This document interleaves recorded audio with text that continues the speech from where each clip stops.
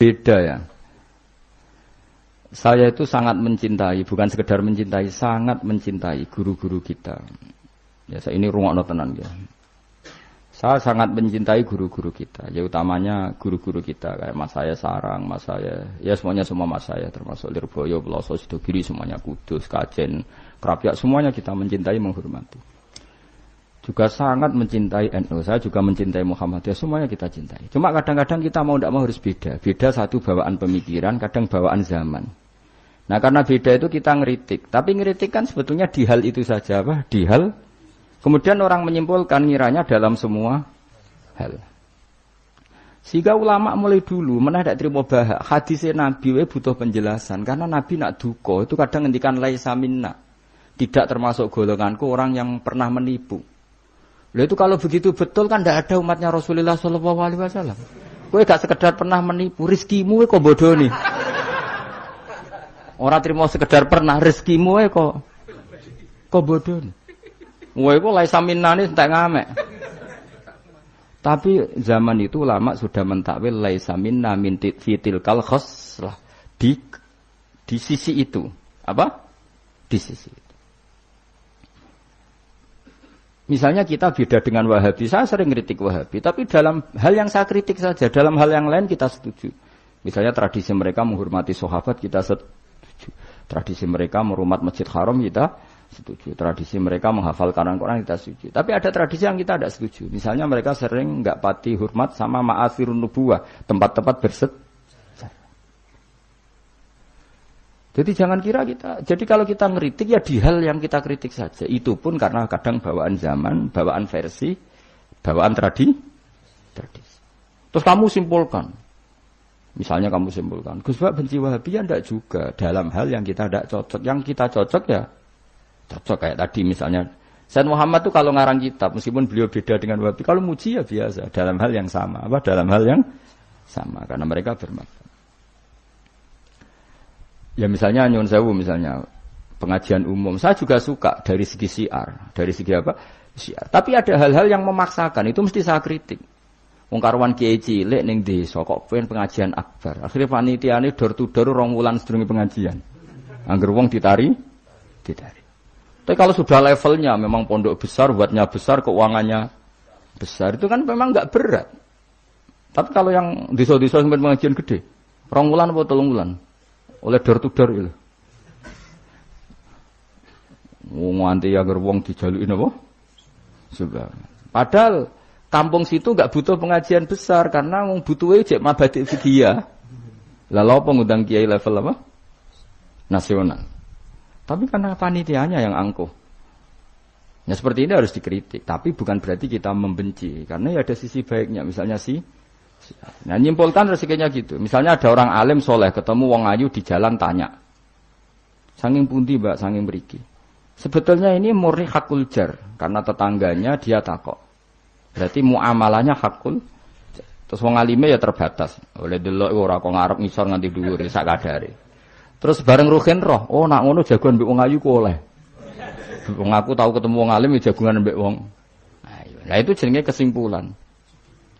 Kan terus sak karepe dhewe jenenge nyimpulno iku sak karepe. Di saya ulang lagi ya, ini sebagai napa kita niru Rasulullah sallallahu alaihi wasallam. Wong mukmin kabeh kudu salimus sodri, napa salimus terus selamat dadane. Kula hormat sama semua orang se-Indonesia yang memberi kontribusi pada agama ini, saya hormat. Cuma bawaan kita beda itu dalam hal itu, apa dalam hal itu. Ya misalnya gini, nyuwun sewu, misalnya saya dengan tokoh-tokoh besar itu yang saya sebut itu saya hormati semua. Dengan tokoh yang kita mungkin cara zahir beda kita hormat. Cuma mau tidak mau memang kita kadang kritik, tapi itu bukan bawaan kebencian, bawaan tadi kondisi, napa? Misalnya gini nyuwun sewu ya. Saya tetap menghormati semua siapa saja memberi kontribusi pada agama ini. Baik yang terkenal maupun tidak, yang tersembunyikan namanya maupun tidak. Saya sampai sekarang masih punya adat sowan kiai-kiai yang enggak terkenal tapi memberi kontribusi pada agama ini. Saya hormat. Tapi yang tidak terkenal juga punya sisi negatif sebetulnya. Karena orang enggak bisa mengakses karena enggak. Yang terkenal punya sisi positif yaitu syiar. Tapi resikonya biasanya terkontinu, terrutinkan hanya ngomong-ngomong ketika ada acara besar. Tapi hariannya kurang bagus biasanya karena fokus apa? Ya fokus kebesaran tadi. Kalau yang kecil biasanya hariannya bagus, bikin madrasah, bikin dinia, tapi nggak mudah diakses karena nggak terkenal. Yaitu bawaan manusia plus Sallallahu Alaihi Wasallam, didikan Kanjeng Nabi. Saya hormat sama tokoh termasuk tokoh negara. Saya hormat siapa saja karena tetap menjaga kestabilan, menjaga apa? Meskipun dalam banyak hal kita beda. Ya kadang beda itu kadang kita ngeritik. Itu bawaan ulama dulu Zakaria Al-Ansori itu ya ora cocok ke Imam Suyuti. Imam Suyuti ora cocok ke Imam Sakhawi. Nek ketemu mbok takok mbok. Ya ulama dulu biasa satu kurun itu saling enggak bertanya karena fokus ke dunia masing-masing. Misalnya tradisi kita kalau ngaji Quran itu ya yang ditanyakan sanadnya dulu. Tradisi mereka tajwidnya dulu misalnya. Atau tradisi mereka itu makna dulu. Kita tidak tahu. Misalnya tradisi di India. Tradisi di India itu anak kecil itu kalau ngaji bersamaan dengan maknanya. Meskipun kecil. Di dalam sisi itu bagus India. Tapi Indonesia enggak. Indonesia lebih suka makhrajnya dulu. Yang tentang fikihnya ada paket lain. Ada paket. Terus kalau tradisi keluarga saya, meskipun keluarga Quran, itu anak kecil ya enggak disuruh ngapalkan Quran. Bapak saya enggak pernah nyuruh saya ngapalkan Quran, tapi setelah bisa baca kitab, ya baru disuruh ngapalkan. Ada yang enggak, yang ngapalkan dulu biar apa? Otaknya masih jernih katanya. Ya macam-macam, semuanya baik. Dan kita saling ngeritik. Ngeritik karena tadi, nak cacilik langsung ngapal, lo kadang najis gak roh, sopan santun. Yang fatalnya lagi kadang akidah Ahlussunnah wal Jamaah gak ngerti. Jadi ada lucu kan akhirnya hafal Quran tapi akidahnya tidak Ahlussunnah karena gak pernah dikenalkan Ahlussunnah. Tapi sisi baiknya karena masih kecil gampang apa? Hafal, kemudian orang tuanya niat benain akidah Ahlussunnah. Ada yang sebaliknya dibelajarkan Ahlussunnah dulu baru ngapalkan. Mungkin sisi negatifnya mungkin loh. Nek isu teke tuwek-tuwek ngene iki kan. Kowe gelem mesti ngapal Quran setor wae aku. Nak rawat ini di akhiri wal asri. Amma yatasa alun anin nahbail azim wa apana. Innalil muttaqin. Lalu sering nampa setoran wong tuwek-tuwek lucu-lucu. Wong tuwek-tuwek sing ben mati husnul khotimah kadang Gus kula wis tuwek tapi kepen setor Quran mbek jenengan. Tahu tak turuti. Rata-rata 2 juz wis nyerah. Dereng enten sing langkai 2 juz. Kadang nyerahi wis setruk, kadang yang mati macam-macam lah. Apa ya teke wong tuwek iku beda. Padahal maca. Tapi saking gelam jare piye. Dadine lafate ku aneh. Mau menak maca fam bajasat fanjur. Oh. Bulan. Wasama idatil khubuk diwaca khibuk mbah. Sebab lereni mbah teman pusing kula Mas.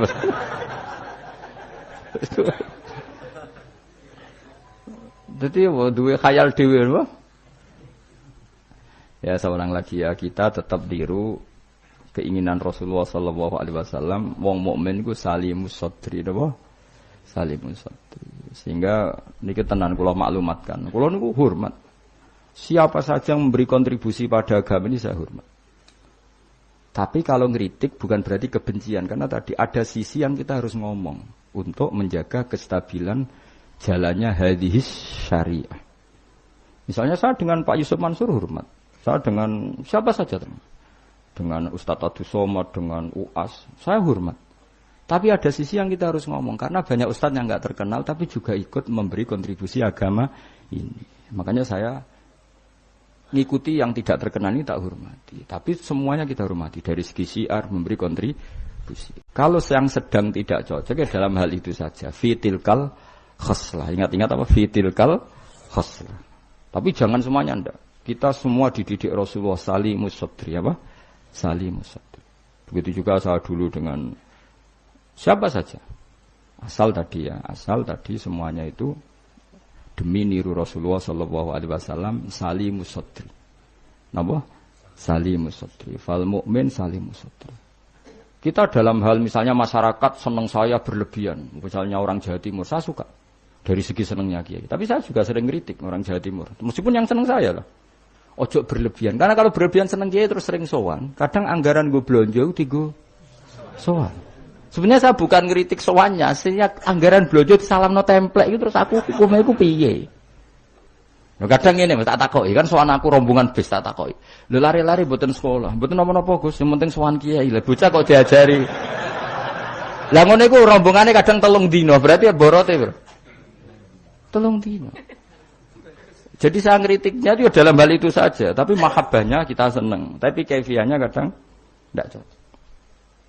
Ini perlu dicatat. Jadi hanya seperti itu. Kalau jenengan ini seneng ngaji ya seneng, tapi tetap sama tak kritik. Karena tadi wis gawa 3 perangkat kok gak paham. Wah, ini wis gawa kitab, gawa pulpen, gawa rekaman. Ini kan sudah mengalahkan ulama dulu. Karena ulama dulu tidak bawa. Tapi kok ilmunya jauh ini ada apa ya? Ya jadi kalau suwon kita benana wa benal mukminin kudu aja ana khil wala taj'al fi qulubina ghillal lil ladzina amanu. Kulo hormat sama semua tokoh-tokoh hormat. Kulo sama acara-acara besar ge kulo hormat. Cuma tetap kita sebagai ahlul ilm mengingatkan ada orang yang berjuang tuh enggak terkenal, ada orang yang berjuang enggak dapat apa-apa. Kita harus ngomong supaya orang ini juga diapresiasi. Tapi yang syiar ya kita hormati karena agama ini butuh syiar. Terus sama tokoh-tokoh DPR itu ya akrab. Ya banyak yang bisa, ya sering ketemu saya ngaji. Tapi dalam hal yang kita tidak cocok yang ngeritik. Mereka mungkin yang ngeritik kita enggak apa-apa tapi hormat. Jadi eling-eling ya. Ini dawuh saya Imam Sa'roni. Saya nerangkan dalam konteks ilmu. Ini dawuh Imam Sa'roni. Kalau Nabi ngendikan laisa minna evitilkal khoslah.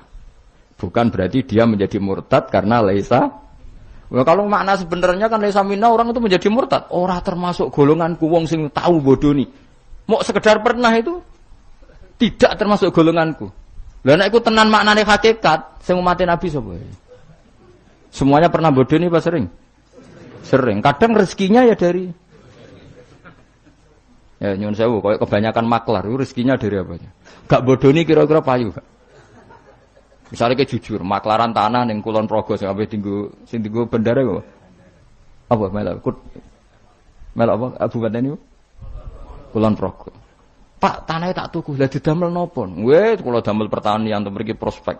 Padahal niate iku iki ape dadi apa? Bendara. Dituku rega murah. Misalnya temen ngene, mungkin jemban dari bandara, Pak. Mung jemban regane larang, mumpun dereng larang kalau tak tubas, Pak. Gelem ta ora wong iku? Misale jujur ngono.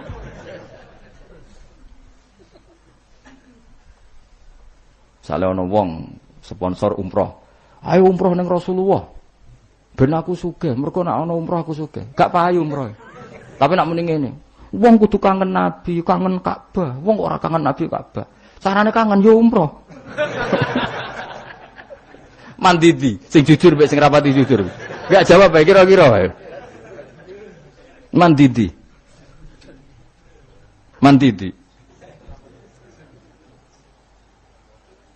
Lha iku misale terus hadis laisa minna iku maknane apa? Tahqiq.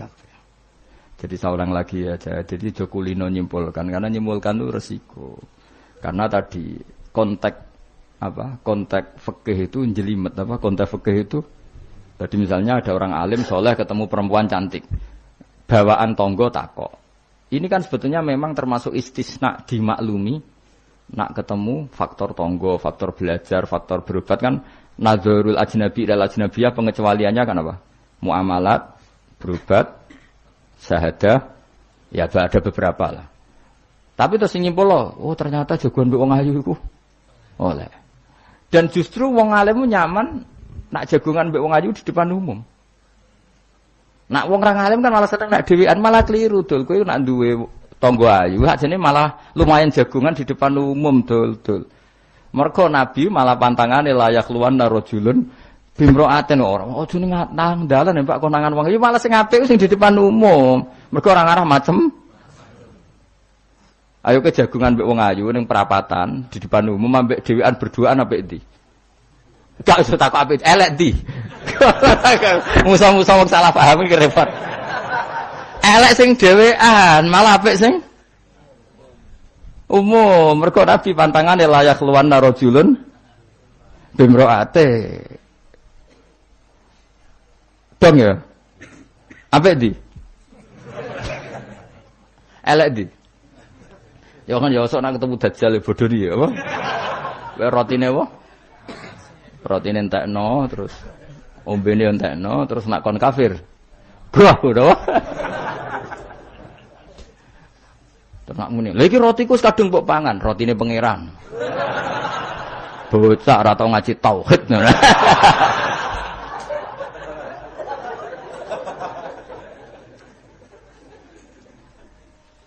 Ya jadi saya ulang lagi ya, jadi kita sama semua yang memberi kontribusi pada agama ini kita hormat. Cek terkenal, cek ora terkenal. Tapi dalam hal yang kita tidak cocok kita harus ngeritik. Tapi jangan kebencian. Saya ulang lagi jangan. Karena kalau nggak ada ngeritik repot. Kayak tadi, saya yang ketermaksa ngeritik wiridan. Mana ada orang soleh ngeritik wiridan? Tapi harus saya ingatkan, sebagian wong eling pangeran itu sebenarnya eling nafsunya dia ngajukan proposal kepada Allah. Gayanya wiridan, tapi sebenarnya ya itu tuh. Lah nek ini seneng Allah tenan dijak bakas halal haram kan suka. Mergo iku ketentuane Allah Subhanahu. Malah kadang mending ngene, ngaji halal haram ora penting, sementing ndonga. Mergo ndonga mukhul ibadah. Mendarani ngaji ra penting kok sarap, ngaji kok ora penting. Jadi karena sama-sama berlebihan ini kita sebagai orang alim harus ngomong.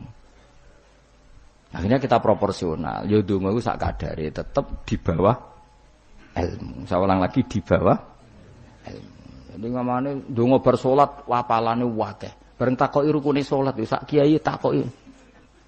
Kowe bar salat wiridamu akeh, bareng takoki rukune salat piro? Mikir, tak warai 17. Ana sing darani 14, sing ilang apa? Mikir meneh. Padahal bar salat wiridane ya dadi sing ngitung piro hen 13 iku menjadikan tumakninah 4 sebagai paket sito. Dadi rukuk ma'at tumaknina, sujud tumaknina. Lah yang satu ngitung tumaknina itu menjadi rukun sendiri, maka ditambah 4 menjadi 17. Ada ulama yang mengatakan 18 karena mewajibkan niatul khurud minas sholat. Jadi sebelum assalamualaikum niat keluar dari sholat, karena takutnya kalau nggak niat keluar dari sholat dia apa kenalan mbek pinggire. Assalamualaikum jenengan namine sinten kan repot. Ya ada lah mereka. Lho iso wae saking ya kuwatire gawe grup. Jadi saking sering ini kenalan muni assalamualaikum niate iku kendala. Jadi ada ulama mengatakan karena ketika takbir itu niatnya masuk salat, maka ketika salam juga niatnya keluar dari salat. Karena biar fair, karena ketika takbir niat masuk sholat. Karena kenapa? Yang bisa membedakan kalimat-kalimat thayyibah dengan yang lain adalah niat. Coba kita kaget sama orang. Allahu Akbar. Wah, Merapi saiki metu apa gimbale. Kita kaget apa-apa ya bilang Allahu Akbar. Supaya membedakan kalimat Allahu Akbar untuk takjub, untuk kagum dengan sholat, maka Allahu Akbar diniati. Begitu juga salam ini menjadi kalimat adat untuk kenalan gawe grup. Paham ya? Nak niat khawatir niat kenalan, maka harus niat. Paham ya?